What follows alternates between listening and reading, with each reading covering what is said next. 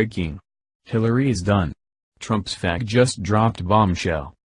Nothing would give her conservatives in America more pleasure than to see Hillary and all of her cronies finally receive justice for their dirty dealings. While the liberals who run with the Clintons are pretty great at covering their tracks, every now and again they trip up and the house of cards that their lies are built on starts to crumble. Getting a peek into the world of high-ranking liberals isn't common because, as every superhero movie watcher knows, the villains have to have some sort of blackmail on you to really trust you. This kind of system assures mutual destruction if anyone spills the beans, and since no one wants to go the way of Seth Rich, the aides and staffers that surround the former First Lady keep their mouths firmly closed. However, the president's promises to make Hillary pay for each and every crime that she's committed just came a lot closer to being a promise kept as we start to see a chink in the armor of the once great Clinton campaign. Right-wing news reports that just like when the government caught Al Capone, it might just be her dirty money that trips Hillary up as well.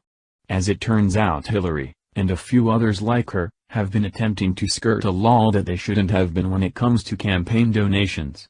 All was going fine and good until the issue was brought before the Supreme Court and they weighed in on it, not in Hillary's favor. In 2014, the Supreme Court struck down a law that effectively said how many political candidates any one person could donate to. Of course, the sky was falling, or millions of people would die, or we were pushing Granny off of cliff, if this were to happen. In court, anti-freedom leftist politicians and lawyers said it would create joint fundraising committees that would allow single donors to donate millions of dollars at one time, and these JFC would rotate the funds through other action committees until the politician in question actually received the money, effectively bypassing the law. The Supreme Court said this would still be illegal, so no, the sky would not be falling that day. The great irony, it turns out, is this is exactly what Hillary Clinton was doing all along. Fox News reported the Democrat National Committee and their ilk as using state chapters as straw men to circumvent campaign donation limits and laundering the money back to her campaign.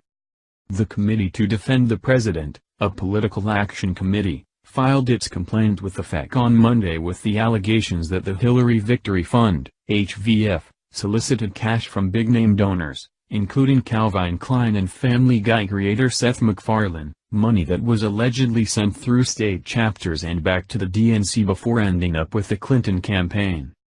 Officials with the committee said their filing was spurred by their own analysis of FEC reports, where they said they discovered the HVF either never transferred the money to state chapters and back to the DNC, or did so without the state chapters having actual control.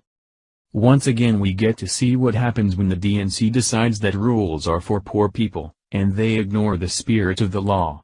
It's been tested time and again that unless someone constantly, actively holds their feet to the fire, Democrats will do everything they can to break the law as much as they can and still stay out of prison.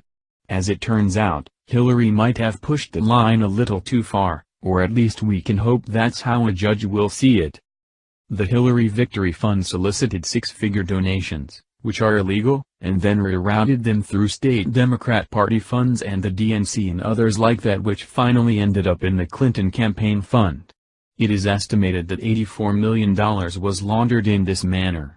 But don't worry, if you're a Republican, you'll go to jail for this kind of thing.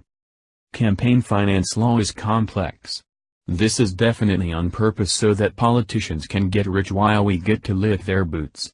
It is time for some kind of change in this country. I'm convinced that America as we know it will not exist in the coming decades. A realignment of some sort is coming, and I'm all for it. We are living in a technologically advanced society that doesn't need governments that surround arbitrary geographic lines. It's time to realign ourselves according to our ideologies and unleash liberty on the masses. The way it is set up is not working. And we can all see it. Thankfully the hands of the Department of Justice have been untied by President Trump's cabinet and they are systematically trying to sane out every single lawbreaker, like Hillary, and make sure that justice is served. Even 8 years might not be enough time to exterminate the political careers of every lawless politician, but it might be enough to catch Hillary with her hands still in the money-grubbing cookie jar.